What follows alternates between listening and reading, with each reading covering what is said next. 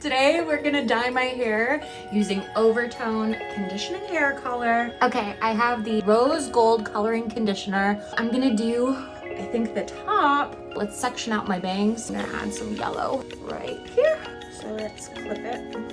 I wanna do some yellow and peach in the under part. So I'm going to also section that out. I'm just gonna dip it right in. I'm just gonna apply it directly to my little Rudies.